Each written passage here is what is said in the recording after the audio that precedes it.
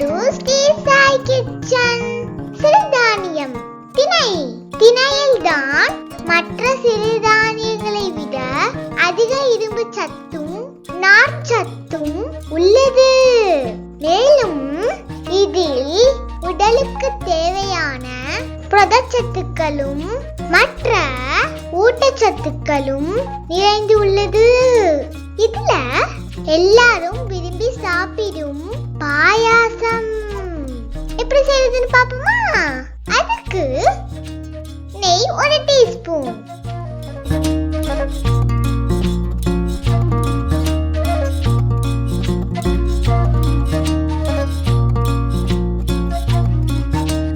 திணை 2 table spoon.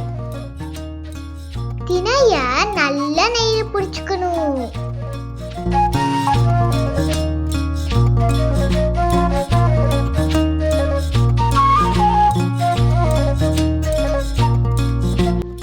திணைய fry பண்ணும்போது stove low ஃப்ளேம்ல தான் வச்சுக்கணும். அப்பதான் திணை ஈவனா ஃப்ரை ஆகும். இந்த மாதிரி திணை ஃப்ரை ஆனதும் காய்ச்சின பால் 200 ml சேர்த்துக்கணும். இந்த ஜக்ல 1/2 லிட்டர் பால் இருக்கு.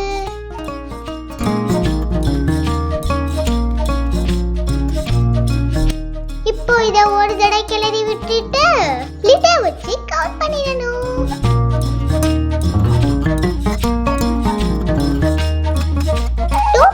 அப்புறம் லிட ஓபன் பண்ணிட்டு மறுபடியும் கிளறி விடணும்.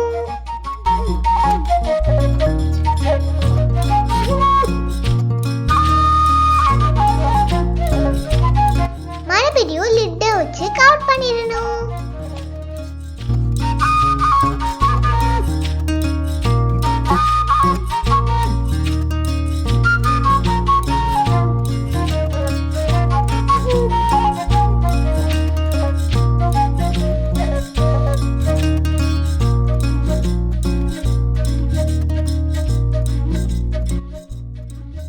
பாத்தீங்களா? திணை நல்லா குக் ஆயிடுச்சு.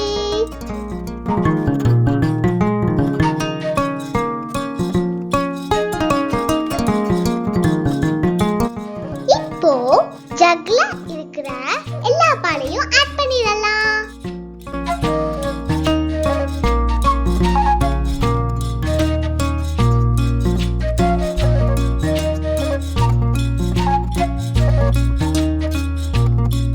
மறுபடியும் நல்லா கிளறி விட்டுட்டு லிட வச்சு க்ளோஸ் பண்ணிடணும்.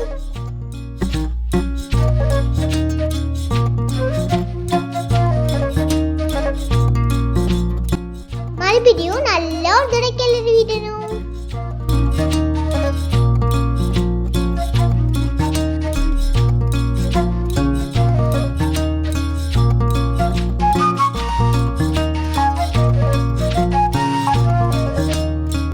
ஏலக்காய் தூள் 1/2 டீஸ்பூன்,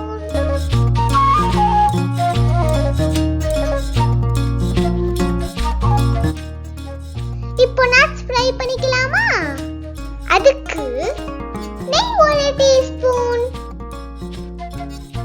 குட்டி குட்டியா கட் பண்ண பாதாம் 7 லைட்டா ஃப்ரை பண்ணிக்கணும். குட்டி குட்டியா கட் பண்ண முந்திரி 7 லைட்டா ஃப்ரை பண்ணிக்கணும்.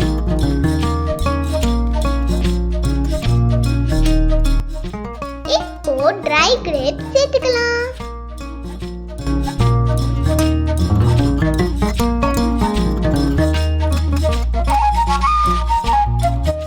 ட்ரை கிரேப்ஸ் எல்லாம் குட்டி குட்டி பாலா ஆகுற வரைக்கும் ஃப்ரை பண்ணிக்கணும்.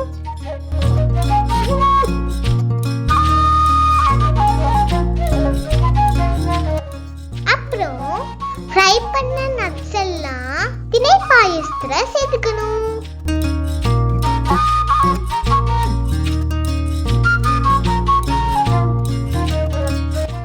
மறுபடியும் கிளறி விடணும்.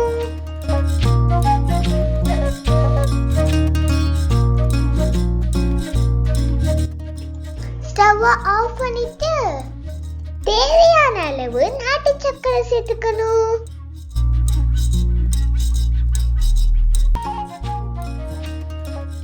மறுபடியும்